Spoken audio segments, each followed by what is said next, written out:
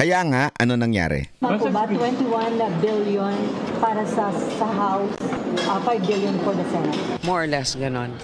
Nagets nyo? Nagets nyo? Oh, sabi ng kamera, di ba tinanggal nyo? Wag naman. Gawin naman natin 26 billion. Yung 5 billion sa inyo. Yung 21 billion sa amin. Nilagay nyo, binalik nyo yung 26 billion pesos na pondo ng AKAP. E alam naman naming lahat na gagamitin nyo yung ayuda para sa Kapos ang Kita program para sa 2025 elections. Sige nga, sino ang may access at sino ang may say sa pamimigay ng AKAP program? Di ba mga congressman? Di ba mga senador? Kaya nga 21 billion yung nilagay nyo sa Kongreso, tapos 5 billion sa Senado. Tanungin namin kayo mga congressman tsaka mga senador, mas mahalaga yung AKAP kaysa sa kalusugan ng mamamayang Pilipino? Sino ang magbabayad ng mga subsidy para sa mga kababayan nating mahihirap, walang trabaho, 4-piece seniors? Yung premium po nila sa PhilHealth, ang magbabayad po niyan ay gobyerno, galing sa tax na binabayaran naman natin sa tobacco at sugary beverages. Pero at nakasaad din po yan sa batas na dapat automatic ay binibigay yan sa PhilHealth dahil yan ang bayad sa subsidiya nila. Ano yung ginagawa ng Kongreso ngayon?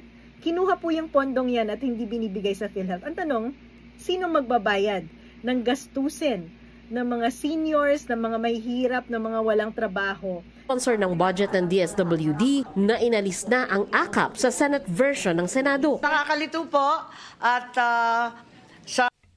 Nakita nyo na kung sino unang umutot. O, tuloy natin.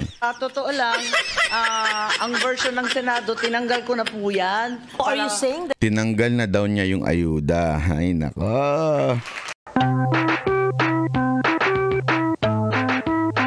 Bagong katarantaduhan na naman ng ating mga mambubutas. Bakit ba kasi mambubutas? Banat bay. Kasi binubutasan nila ang alkansya o ang budget ng ating bayan. At hindi ko alam kung sino sumasalok diyan. Kasi meron na naman po silang kalokohang ginawa, mga kababayan. Hindi ko talaga maintindihan. Hay nako. Alam nyo, pasensya na ho tayo mga kababayan kung medyo makakapagmura lang tayo ng konti ngayon. Meron po kasi akong isang analogy na medyo hindi maganda. Medyo hindi magandang pakinggan. Pero ito'y perpekto. Ika nga. Ito'y perpekto pagdating ho sa kung anong ginagawa ng ating mga mambabatas, congressman, at mga senador. Ano po yun? Alam po ninyo kung ano ginagawa sa ating budget. Sila po ay ginagangbang nila. Pagpasensya nyo na ho yung salitang bangbang na yan Bakit kanyo? Kasi yung bangbang na yan, ganun kasi literal ang ginagawa nila sa budget. Pinagtutulong-tulungan po nila na ginagahasa ho. Hindi ho, wala hong biro. Bakit kanyo? Nagkukuntsabahan po sila. Kunwari, sila'y kakampi ng taong bayan pero nagkukuntsabahan po sila para gahasain ang pera at budget ng taong bayan. Yun ang literal na nangyayari. Kaya nga ito sabi ko sa sarili ko, mga kababayan, kung tayo hindi pa rin nagsasalita tungkol ho dito sa nangyayari sa bayan natin, alam po, ang tindi ho ng kasalanan natin. Ang tindi ho ng kasalanan natin sa ating bayan. Bakit kanyo?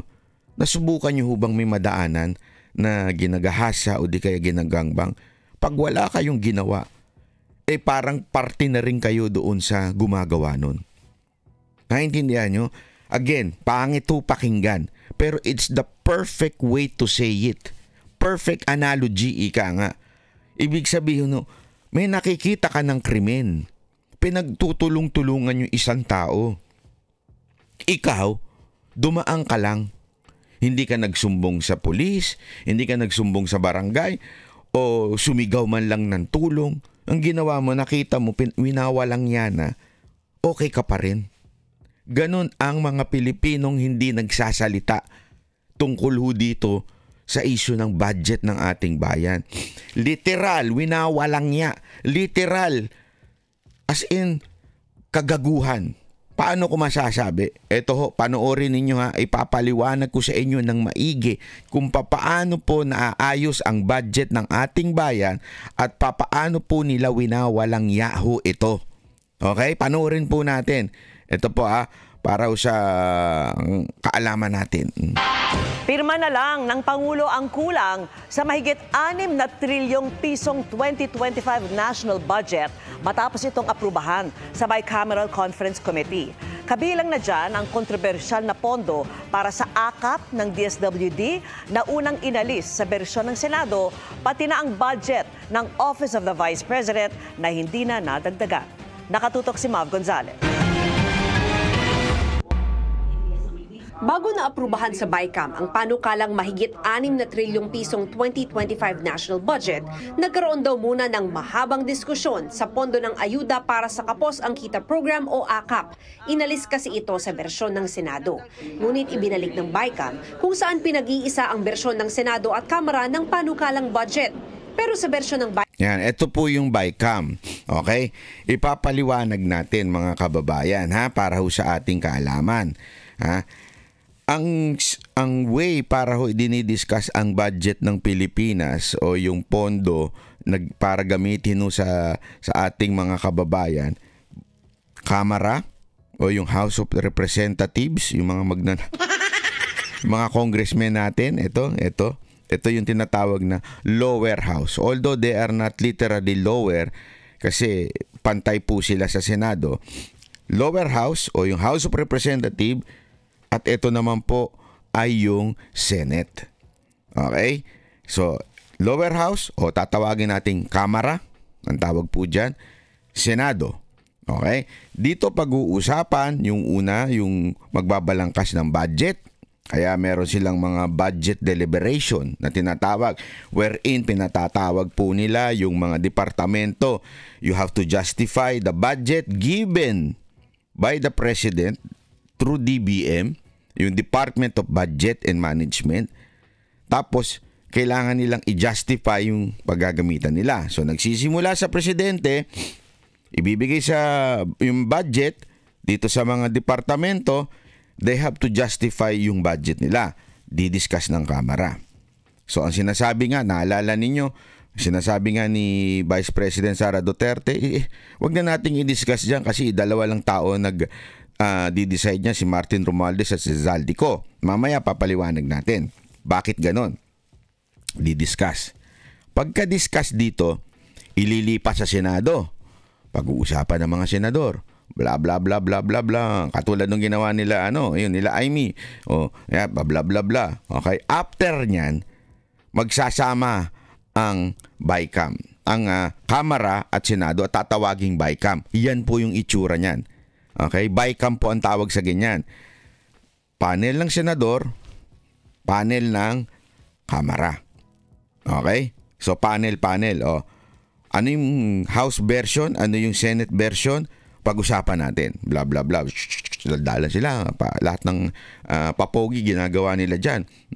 After nyan, dyan napapasok yung tinatawag na technical group. Okay? So sa technical group, yan yung ang nagdi-decide na lang Senate President at yung kanyang chairperson sa Committee of Finance, Speaker of the House, at saka si Zaldico, yung appropriation, yung budget ng House. Okay? Chairman ng appropriation, which is Zaldico. So, dalawa dito, yan na yung technical group. O kung sino man yung gusto nilang hingan ng tulong sa kanilang kasamahan. Pero, basically, pinaliit yan na BICAM, yung technical group. Para ho sa kaalaman natin, ganun ang sistema. Tuloy. BICAM, binabaan ang pondo sa 26 billion pesos mula sa inilaan ng Kamara na 39 billion. Pwede na rin itong magamit, hindi lang ng mga kongresista, kundi pati mga senador. So, from 39 billion, ginawan 26 billion. Parang, parang, okay naman pala, banat baya. Binaba nila yung AKAP. Okay, parang ganun, di ba? Kasi remember, AKAP sabi nga ni VP Sara Duterte, is a legal way na para suhula ng mga Pilipino na iboto yung kanilang mga congressman. Kaya nga yung mga congressman, di ba, pupunta dyan sa inyo, mamimigay ng AKAP, mamibigay ng AYEX, kasi nga, bawal lang mamigay, alam mo yun, bago mag-eleksyon, kasi vote buying ang tawag dyan. Namimigay ka ng pera para iboto ka. So, paano mangyayaring legal yan? Kasi bawal yung vote buying eh. Gagawin nila, kunwari, AKAP. In a form of government, which is yung AKAP o di kaya yung TUPAD o kaya yung AYEX. Usually, AKAP and AYEX talaga yung pinamimigay dyan. Yan, namimigay ng 3,000, 5,000, yan mga ano, di ba? 5,000! Mga ganun yung mga congressman. Ganun sila tuso ika nga, ibig sabihin, para magawa nila ng paraan yung pandarambong nila at pang-vote buying nila, kunwari, in a form of pamimigay ng ayuda sa mga Pilipino, di ba? Mga tarantado, di ba? So from 39 ginawan 26 billion na lang daw. Okay. What's wrong with that? Kasi po before, papakita lang po natin ito ha, before po ay tinanggal na po yan. Kasi nga alam naman yan ng lahat na ginagamit yan para lamang po sa vote buying. Pakingge. Tinanggal na ng Senado sa kanilang... Ito yung 2 weeks before na balita, 2 weeks o 3 weeks before na balita, yung dinidiscuss na sa Senado, yung budget. Di ba? Naalala nyo? From BICAM, from Kamara sa Senado. Ito yung sa Senado na pinag-uusapan. Bago pa yung after na Senado, BICAM, tapos doon sa technical group. Ito ho ay sa Senado na, pinag-uusapan na ho nila. Ano ginawa? Inalis yung ayuda. Yehey na sana, di ba? Yehey.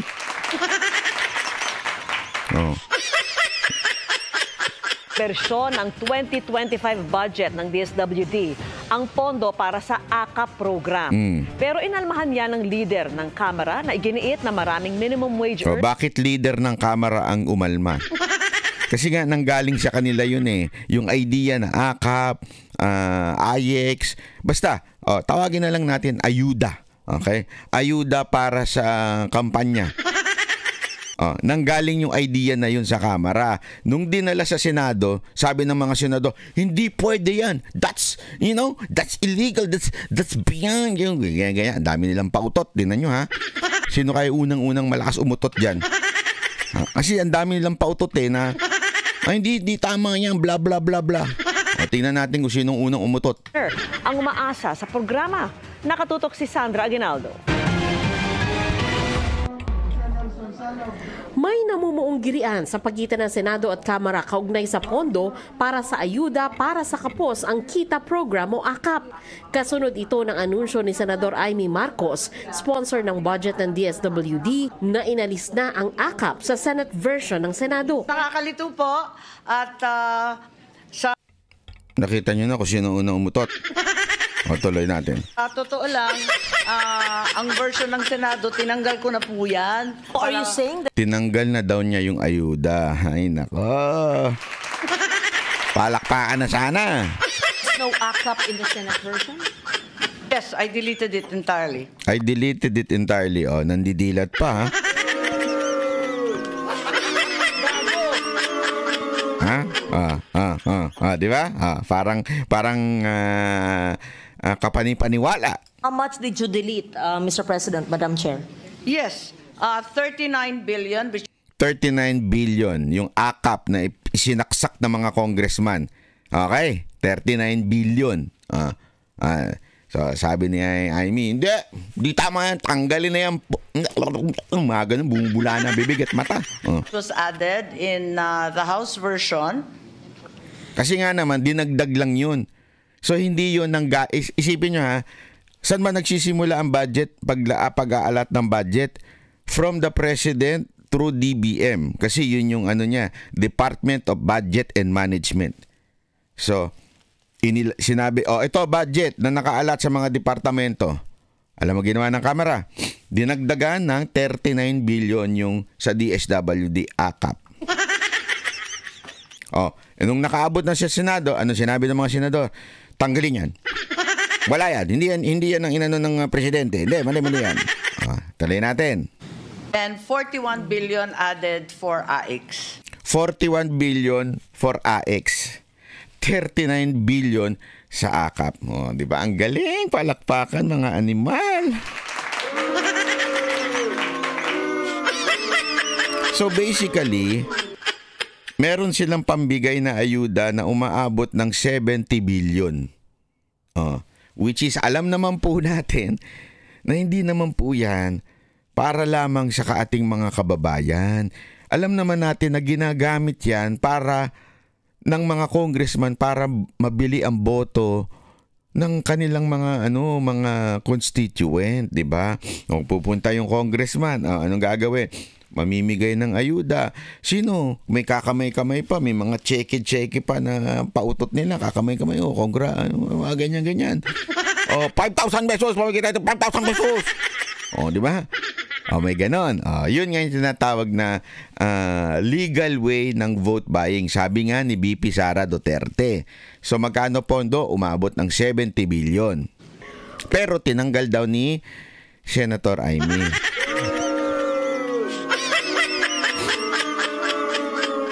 Naniwala naman kayo. Pwede raw pag-isahin na lang ang AKAP at ang mas naunang AX o Assistance to Individuals in Crisis Situation. While we recognize the necessity of immediate relief by direct financial assistance, it's imperative that we focus also on social protection initiatives, foster long-term development and self-reliance rather than creating a new ayuda nation. Ayaw natin nun, ano? Taong 2024 nang unang ipatupad ang AKAP na layong protektahan ang mga minimum wage earner sa epekto ng inflation sa bilihin. Ayon sa isa sa mga nagsulong nito na si House Speaker Martin. Ayan na po. Ang nagsulong ng AKAP at pondo ng para sa AKAP at saka AX walang iba kung hindi ang sabi nga ng mga Duterte, peking Panginoon. Ay walang iba kundi si Speaker Romualdez. Si Romualdez, nagbibigay ang AKAP ng 3,000 hanggang 5,000 pisong ayuda sa mga qualified beneficiaries. Pero kontrobersyal ang AKAP na binabatikos ng ilang senador dahil wala noon sa proposed 2024 budget ng DSWD at wala rin sa ipinasang bersyon ng budget sa Kamara at Senado. Bigla na lang daw itong sumulpot sa bersyon ng Bicameral Conference Committee noon. So bigla lang sumulpot. Wala daw una ito, tapos biglang sumulpot sa BICAM. Sa 2025 budget, triple ang inilaang pondo para dito mula sa 13 billion pesos noong 2024, nasa 39.8 billion pesos ito para sa 2025. Naging issue na yan before kasi nga wala yan sa House version at sa Senate, lumabas na lang daw yan sa BICAM, yung 13 billion. Okay, nangyari na yan last year. So ngayon, eto na naman. Nangyari na naman. At time is 3, ika nga. Sa bagay, bakit time is 3? Next year kasi election na. Di ba? Gago! So alam nyo na, kailangan, alam mo naman, maraming bayarin mga vlogger dyan. Mantakin mo, makakita ka ba naman ng 500,000 a month na vlogger? Isa lang yun, Paano pa kaya yung iba pa? Di apakadami nun, Paalam mo din, yung iba nga, sabay-sabay pa nagpunta sa, ewan ko. Sa ibang bansa, nagsabay-sabay yung mga squatter nagpunta sa ibang bansa. Yung mga jologs na vlogger nila. Yung mga patay gutom na vlogger nila, mga bobong vlogger nila. Binigyan ng kasiyahan, pumunta sa ibang bansa. Tuwan-tuwa ang mga taga-bundok. Sorry naman. Pero napanood ko yung bahagi nun Tuwan-tuwa yung mga taga-bundok. Hoy, banat ba baka naman sabihin mga taga-bundok. Hindi ko sinasabi yung mga IPs natin hindi 'yon. Yung mga taga-bundok na mga rebelde. Tuwan-tuwa eh. Parang gano'n linawin natin pag sinabi kong taga-bundok, hindi ibig sabihin mga IP yung mga kababayan natin Pag sinabi kong taga-bundok, mga rebelde. Bakit kanyo? Kasi yung mga vlogger mukhang rebelde itsura Mga dugyot di ba? Kung gusto ninyo, pangalanan nyo na lang dyan sa baba. Hindi ko na sila papangalanan, wala silang kwenta. Talay. Katwiran ng Kamara, kailangan ng AKAP bilang ayuda sa mga minimum wage earners na kumikita ng 21,000 pesos or less kada buwan. Pero ang puna ng mga senador, hindi ito napupunta sa pinakamahihirap na Pilipino. We don't have problems with the program in itself, pero we wanted to make sure na it's clearer this time, hindi na nababatikos like sinasabi nila. This is for middle class individuals. Yan po ang totoo kasi. Hindi naman po napupunta sa mahihirap yan. O yung sa poorest of the poor, ika nga. Napupunta yan sa middle class na mga butante. Pag may mga gathering ng pamimigay ng AKAP, AYEX, ang mga pinapupunta do mga butante ho sa mga barabarangay. Di ba? So isipin nyo mga kababayan, tinanggal na po yan. Tinanggal na po yan, pero ibinalik. So lahat ng mga pautot na mga senador, okay? Yun din pala ay ibabalik naman din pala. Ang dami pang pautot, ang dami pang sinasabing hindi dapat yan, bla bla bla, zero yan. Sabi nga nung isang malakas umutot dyan. When I say umutot, hindi literal ibig sabihin yung pautot, ibig sabihin nun yung madaldal, yung maboka, ganyan-ganyan, di ba? Tinanggal daw. Tapos, ibinalik naman pala. Sundin natin uli yung kanina. Ito. Pirma na. Wait lang. Ilagay natin dun sa 1. Nandyan na tayo. Okay. Yan. Tuloy. Kundi pati mga senador. Ayan. Nakita nyo yun? Ayan. Nakita nyo? Yan. Yan yung pinaka-technical group. Okay? So, BICAM, andito yung mga senador sa kanan, makapapansin ninyo. Tapos, yung leader nila sa Committee ng Finances, si Grace po, at saka si Chis Escudero, yung Senate President. Sa kabila, si Romualdez, the Speaker, at yung Committee on Appropriation na si Zaldico. Di ba?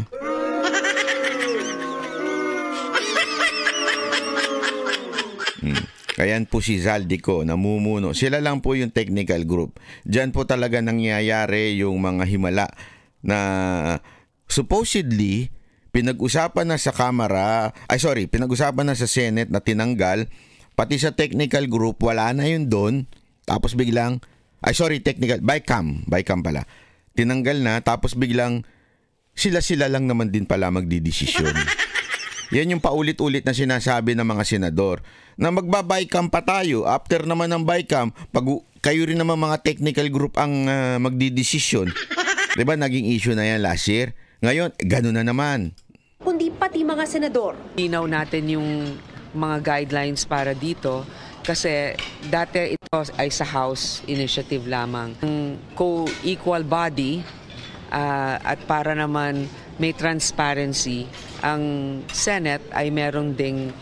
Ito, tingnan nyo to ha.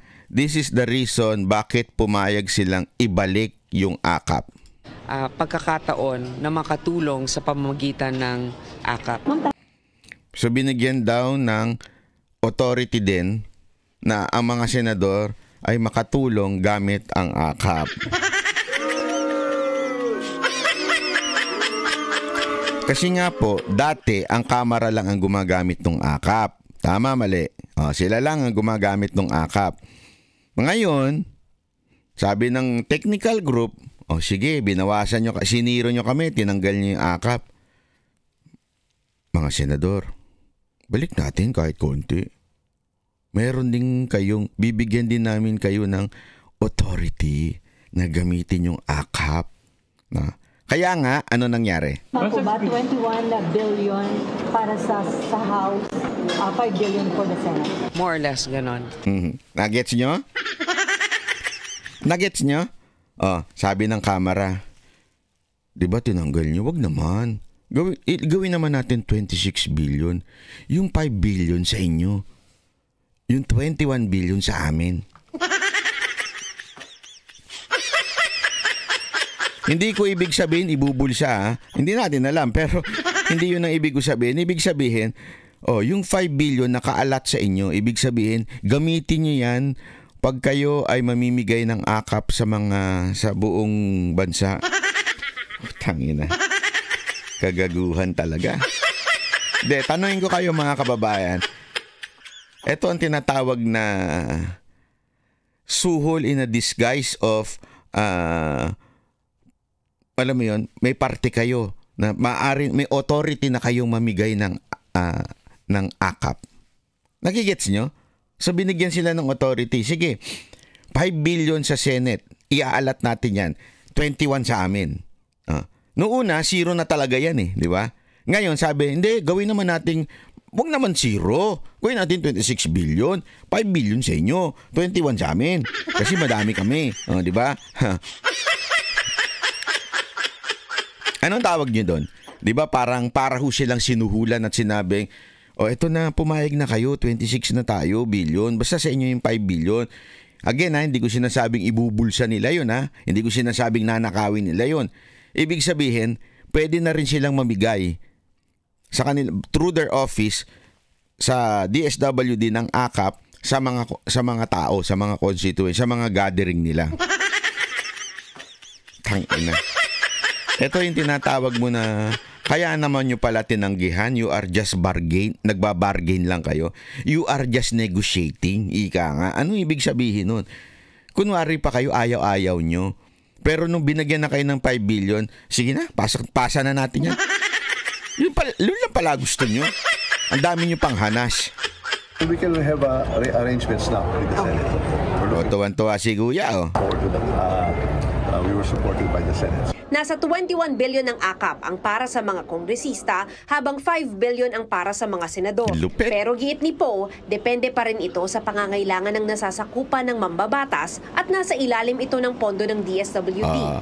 Naks naman. Para naman sabihin na hindi nila nilalapastangan po ito, hindi naman nasa amin yan. Nasa DSWD yan, di ba? Ang gagawin lang nila, pag mga gathering, iimbitahan nila yung mga senador. Style nyo bulok, putang ina. Imbitahan nyo kami, pag namimigay kayo ng dyan 5 billion, imbitahan nyo kami. Yung una, congressman lang ang iniimbitahan. Ngayon, imbitado na rin ng mga senador. Baka nga hindi lang investigasyon, hindi lang inimbitahan eh. Baka nga, event pa nung senador, tapos iimbitahan lang yung DSWD. DSWD, mamigay kayo dito ng 50 million na akap. Ganun, patay tayo doon. Walang niya, di ba? Lupit, iba kayo talaga. Nanatili naman sa 733 million pesos ang pondo ng Office of the Vice President. Dahil hanggang sa huli, wala na raw formal o informal request ang OVP. Yan, di ba? Yan, hindi na dinagdagan. Galing, di ba? Panalo talaga kayong mga walang niya talaga kayo. Nadagdagan ng pondo nila. Meron namang pagkakataon yung Office of the Vice President na tumulong pa rin. Meron silang social services allotment na 600 million na pwede nilang gamitin para dyan. Hindi naman sila nawalan. Capacitated pa rin sila. Inalis din ng BICAM ang 74 billion peso subsidy para sa PhilHealth sa 2025. Dito, eto na yung talagang, yung una, ang aking analogy doon ay ginahasa lang. Di ba? Pero yung pangalawang analogy ko na ginangbang na. Bakit?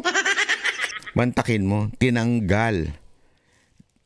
Iniretain yung ayuda, yung akap ng 26 billion habang ito tinanggal yung 74 billion sa PhilHealth.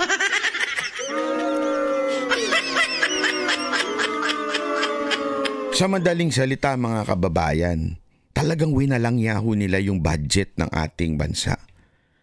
Alam niyo mga kababayan, hindi na ho ito biro. Ginagawa ko lang entertaining itong vlog na ito pero hindi na ho ito biro. Tangina, ito pangwawalang yan na talaga. Parang sinasabi nitong mga putang inang mga politiko natin. Mga boss, garapalan na yung panggagago ng Kongreso at Senado sa atin. Isipin nyo to mga boss ziniro yung budget sa PhilHealth. Sabi kasi ni Senadora Grace Poe ng Senate Committee on Finance, kailangan daw kasi pondohan yung ibang proyekto at programa ng gobyerno. Wala naman sanang problema yan Ganyan naman talaga ang realidad ng pagbabudget. Pero putang ina nyo naman mga senador at mga congressman, lalong-lalo ka na Martin Romualdez. Ziniro nyo yung budget ng PhilHealth para pondohan kuno yung ibang mga proyekto at programa. Tapos mababalitaan namin, nilagay nyo, binalik nyo yung 26 billion pesos na pondo ng AKAP. Alam naman naming lahat na gagamitin nyo yung ayuda para sa Kapos ang Kita program para sa 2025 elections. Sige nga, sino ang may access at sino ang may say sa pamimigay ng AKAP program? Di ba mga congressman? Di ba mga senador? Kaya nga 21 billion yung nilagay nyo sa Kongreso, tapos 5 billion sa Senado. Tanungin namin kayo mga congressman tsaka mga senador, mas mahalaga yung AKAP kaysa sa kalusugan ng mamamayang Pilipino, lalong-lalo na ng mga manggagawa na buwan-buwan nagbibigay ng kontribusyon para sa PhilHealth. Nakita nyo na ba ano itsura ng mga public hospital?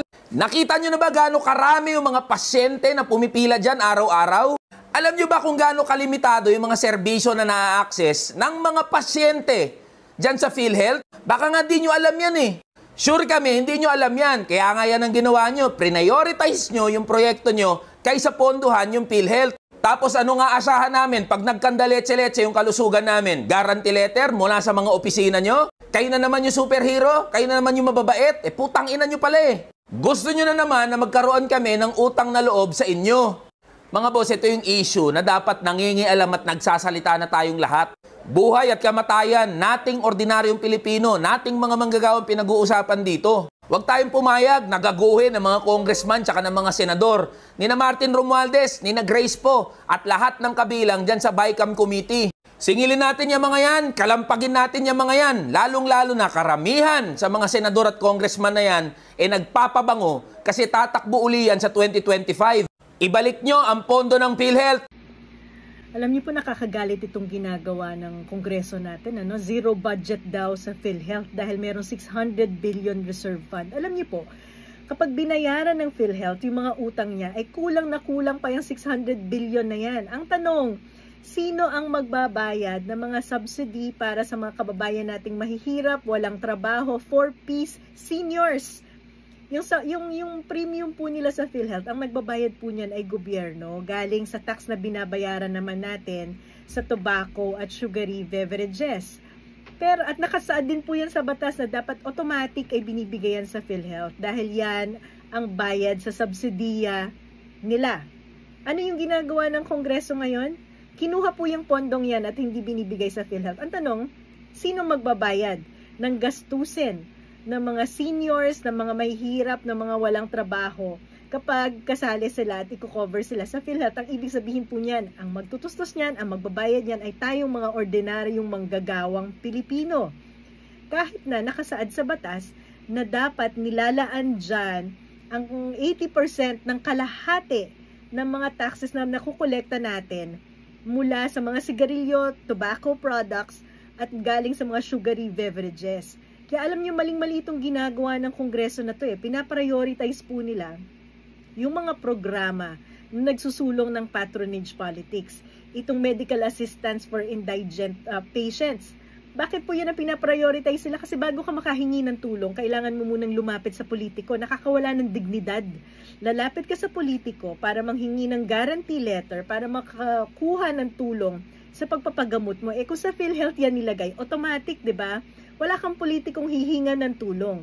Kaso pinaprioritize ang Kongreso ngayon, yung kailangan mo pang magmakaawa sa kanila. Trapo politics. Kaya po talaga namang pupunta tayo sa Supreme Court uli para mag-file ng kaso para questionin yung ginagawa nila dahil unconstitutional po to. Labag po to sa karapatan natin.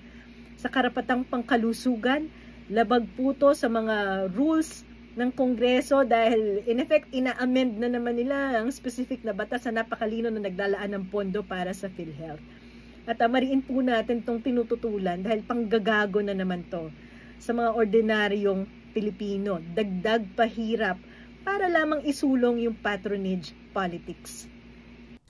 Sinasabi nila mas mahalaga pa ang aming makabalik sa kapangyarihan, ang aming posisyon kesa sa kalusugan ninyo. Mas mahalaga pa na makapagbigay kami, makapaglimos kami sa inyo kesa mapagamot namin kayong may sakit. Kasi remember, we have the worst kind of health system sa Pilipinas. The worst ever. Kahit saan ka pumuntang bansa, yan ang kauna-unahang inaayos at napakaganda sa ibang bansa. Inaayos ng gobyerno. Sa Pilipinas, ang pinakamalalang health system. Sa Pilipinas, pag may sakit ka, patay ka sigurado. Maraming namamatay sa Pilipinas hindi dahil sa sakit. Namamatay dahil sa walang perang panggamot. Dahil maraming sakit na maaari namang magamot kung may pera ka. Ang problema, wala kang pera kaya namamatay ka. In other words, hindi yung sakit ang pumatay sa'yo. Ang pumatay sa'yo, wala kang pera. Ang lungkot nun mga kababayan. Kasi alam ko po yan eh. Ako, tumatanda ako.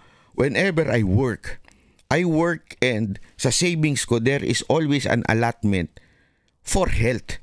Kasama yun eh. Parte yun ng iyong pananaw at parang budget management mo. No, may pang lamierda ka, may pang lakwatsa ka, may pang good time ka, may pang kain ka. Kapag kapritsyohan ka, ibig sabihin yung kung gusto mo mga binibili-bili. Pero kailangan meron kang percentage para sa health mo. Importante 'yon, di ba? Alam nyo sa ibang bansa, gobyerno na gumagawa nun, naguhulog ka na lang. Matik na 'yun sa tax mo. Doon sa tax mo, sigurado naman na yung pag ikaw ay nagkasakit, magkakaroon ka ng magandang serbisyo sa pagpagamot, libre lahat. Sa Pilipinas, napakasungit pa ng PhilHealth. Magkano lang, isang beses mo lang pwedeng gamitin. Ganyan ang nangyayari. Buti na lang na ipaglaban ni Senator Bongo yan na magamit ng paulit-ulit. Isipin nyo etong pinakikita nila, itong mga nagdesisyon patungkol sa budget, parang sinasabi nila, mas importante na makabigay kami ng ayuda kaysa maipagamot namin kayo. Wala kaming pakialam sa buhay nyo. Ganun ang sinasabi nila sa atin. Tanungin ko kayo mga kababayan, tama pa ba ito? Ganito na winawalang niya. Mantakin mo, i-zero budget nila ng PhilHealth, ito pong subsidy. 74 billion. Ang dahilan nila dyan, para daw turuan ng leksyon ang PhilHealth. Gago ba kayo?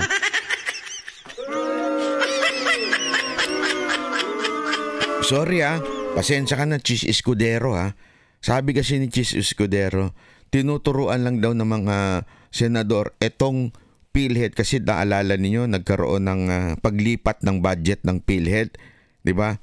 So ngayon daw mali daw kasi 'yon. Ngayon daw tinuturo lang sa kanila, tinuturuan lang sila, dinidisiplina lang sila kaya hindi nila binigyan ng 74 billion na subsidy. Alam mo, Mr. Senate President, let me tell you this. Kung ikaw ay tatay na, meron klaseng disiplina na hindi apektado yung entire person. In other words, ganito yan. Kung dinidisiplina ninyo ang PhilHealth, huwag niyong idamay yung mga Pilipino na nakikinabang sa PhilHealth. Disiplinahin niyo yung mga tao, yung mga opisyal ng PhilHealth. Hindi yung pakinabang na nakukuha ng mga Pilipino doon sa PhilHealth. Nagigets nyo? Dinamay nyo yung mga Pilipino na nanahimik at naiinis nga sa PhilHealth. Dinamay nyo. Sa pamamagitan ng pagtanggal ng 74 billion na subsidy. Ganun ang ginawa nyo. Nilapastangan nyo talaga. Talagang winalangyan ninyo. Mantakin mo. Diba? Damay kami. Sandali. Akala ko ba dinidisiplina niyo yung mga opisyal ng PhilHealth? Bakit kami na nadamay? Parang anak mo yan di ba? Didisiplinahin mo yung anak mo na isa, yung panganay, halimbawa si Coach Oli. Hindi, siya panganay sa amin. Dalawa lang pala kami. Ako bunso, siya panganay. O rin, dinisiplina ng tatay ko si Coach Oli. Hindi dapat ako kasama doon si didisiplina. O di kaya yung, kung meron man, hindi ko alam. Ay, hindi pala, alam ko pero hindi ko pwedeng sabihin. Kung meron mang pamilya si Coach Oli, wag mo idama yung pamilya ni Coach Oli. Di ba? You understand what I mean? Kung gusto mong disiplinahin si Coach Oli lang. Yung wari, may anak ka, didisiplinahin mo si Juan de la Cruz. Si Juan de la Cruz lang. Wag mo idama yung pamilya ni Juan de la Cruz sa disiplina mo. Di ba? Ganon sinasabi ko. Yan kasi ang dahilan nila eh. Ngayong taon kasi, naging kontrobersyal ang paglilipat ng PhilHealth ng sobrang pondo nila sa National Treasury. Tiniyak naman ni Poe na tinaasan ang pondo ng mahahalagang ahensya, partikular sa social protection, livelihood, kalusugan, edukasyon at disaster response. Base naman sa BICAM report, ilan sa mga ahensyang nadagdagan ng pondo pagdating sa BICAM ay ang Department of Public Works and Highways, ang Department of National Defense at ang Kamara. Ang Office of the President at ang tulusot ka ha? Ano daw? At ang Kamara. Dinagdagan. Ano pa? Office of the President. Walang nga talaga. Dinagdagan din ng mahigit 5 billion pesos para maging 15 billion ang pondo.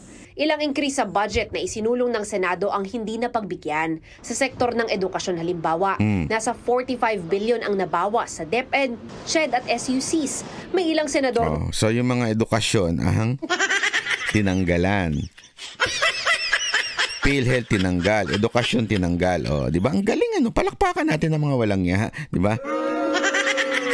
Hindi mo na pumirma sa BICAM report. Hindi ko muna po pipirmahan yung budget BICAM report. But as soon as I know what my or our votes will be, I will inform the good Finance Committee Chair and Senate President. Sabi naman ni Senate President Cheese Escudero, sinikap ng BICAM panel na sundin ang plano ng Pangulo kaugnay sa pambansang budget. Binigyan ng malaking mandato ng ating mga kababayan ng Pangulo para ipatupad yung kanyang mga pangako, plano at bisyon para sa ating bansa. Marapat lamang na bilang mga miyembro ng Kongreso, bigyang daan natin na magawa niya yung kanyang pinangako. Para sa GMA Integrated News, Mav Gonzalez, nakatutok, 24 oras. Yan. So, yan na nga po. Ganun po winalang niya ang ating budget. Diba ho? Para makita nyo lang ho. Dinagdagan. Actually, ang dagdag sa Kamara ho ay I think times 4 or times 3. Kung hindi ako nagkakamali. Pero ang point doon, dinagdagan ng budget ng Kamara at ang Office of the President. Pero ang PhilHealth, ginawa nilang zero. Anong tawag nyo doon? Di ba pangwawalang yan na talaga ho yun? Kayo ho, bahala ho kayo kung ano. Ang point ko dito mga kababayan, it's time for you to wake up. It's time for us to wake up and speak. Di ba? Ano ibig ko sabihin? Tayo ho'y magsalita. I-share ho natin yung mga ganitong video kasi hindi ho ito dinidiscuss ng mainstream. Dinidiscuss man nila, pero pinapasadahan lang ho nila yan. Hindi nila alam mo yun, idinidiin ko ano yung mga importanteng bagay.